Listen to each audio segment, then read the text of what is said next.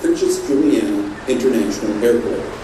I received an advanced tour of the expanded and updated departure area when I was in St. Martin a number of months ago. And what a magnificent addition it is.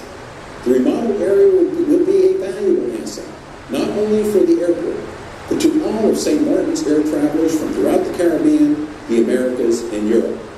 It is important that you recognize that this upgraded departure hall is part of a larger airport commercial strategy to improve the passenger flow and the passenger experience.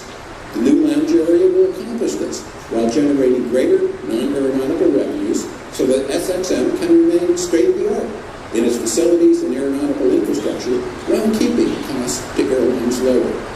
All are essential to attracting more passengers, cargo, and airline services, thereby transforming SXM into the primary hub airport for the Caribbean.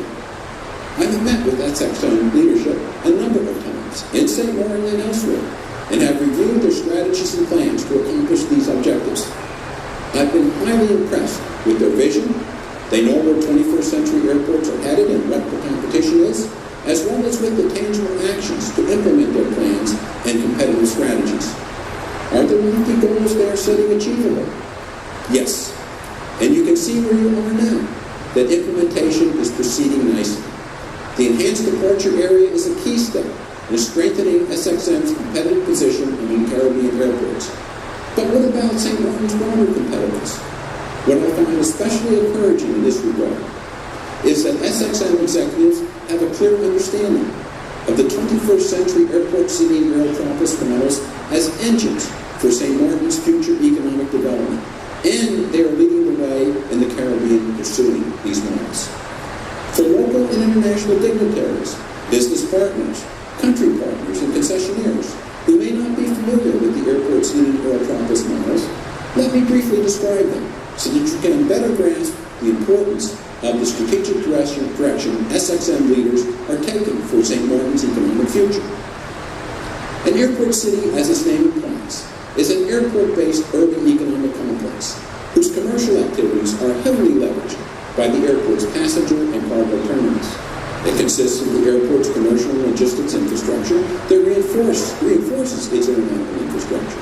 Like any city, an airport city is fundamentally a physical manifestation of a variety of commercial real estate developments.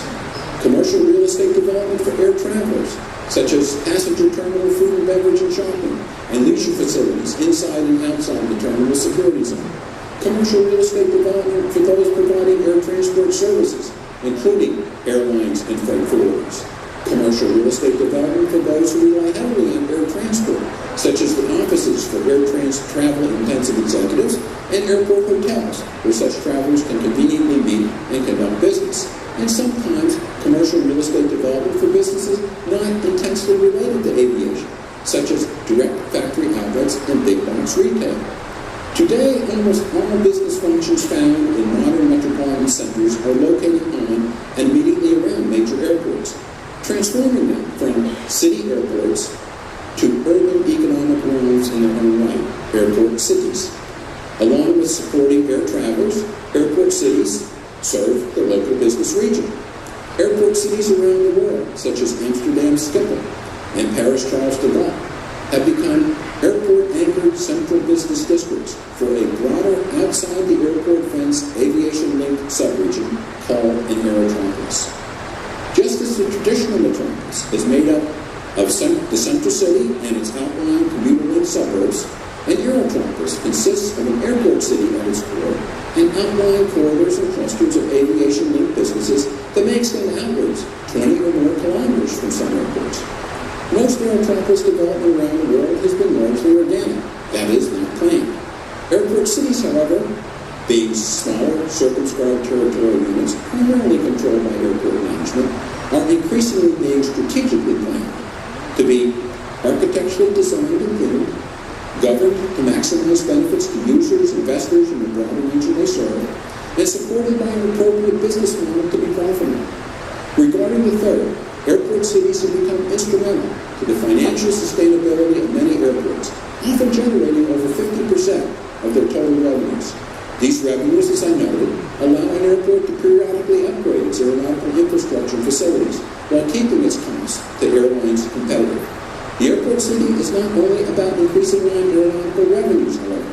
As I noted, it is also about enhancing the passenger experience and indeed marketing the island that the airport serves to the type of locally themed retail and food and beverage outlets you see in this departure hub. It is likewise about making the airport a business hub and a transit hub that accelerates island-wide economic development. Here's why. International airports have become gateways of global flows of everything and everyone, from biomeds, smartphones, and sushi-grade tuna, to corporate executives, investment bankers, and tourists. This has made international airports magnets of commerce and critical business infrastructure for places to compete in the 21st century global economy. A number of factors have contributed to the growing economic importance of international airports, including major additions in long-haul wide-body aircraft, connecting people, enterprises, and places worldwide. Modern global supply chain processes where parts and components are manufactured in a half dozen different countries, assembled in a seventh, and then rapidly distributed to 100 others. A substantial increase in international tourists, accompanying rising income levels in large developing nations. The growth of advanced business services such as auditing, consulting, corporate law, and international finance that rely on air transport to meet with widely dispersed clients, and our must-have-it-now world, where even if people can wait, they will not wait for products they order from far-flung locations via the web. Mushrooming global e-commerce manifests the coalescing of the net age with the jet age. Since the digital internet will not move a box, for every smartphone order placed in St. Martin, an aircraft usually flies it here. And administering these value chain processes remains a contact sport. Negotiation, coordinating, and managing international supply chains, even if the products are shipped by sea, frequently entails executive air travel. High-value products, high-value business people, and high-value tourists travel internationally by air. The upshot is that 35% of the value of today's world trade in goods moves in aircraft. The value of business service exports and international tourism by air is a much higher percentage. The latest economic impact study of SXM shows that the airport directly and indirectly contributes 60% of St. Martin's GDP and 52% of its total employment.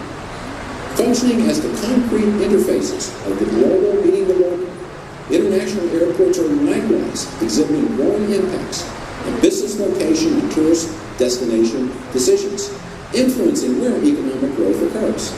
In so doing, we are shaping winners and losers in the 21st century globalization process.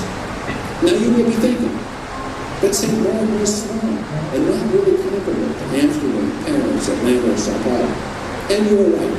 But don't forget that even giants are born small. Aviation and airports are creating new economic power centers in Asia and the Middle East, including smaller populated places. Take Dubai and Singapore.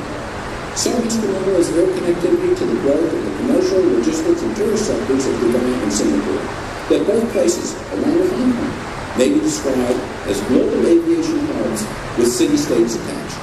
Dubai, recall, was little more than a small fishing village 40 years ago.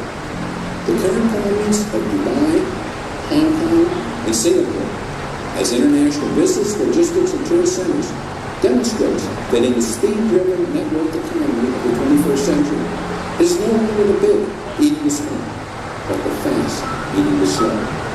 With economies of speed becoming as important as economies of scale, improved air connectivity will directly translate into St. Martin's economic development as SXM and its outlying areas attract Caribbean businesses seeking to leverage faster and better long-distance air service.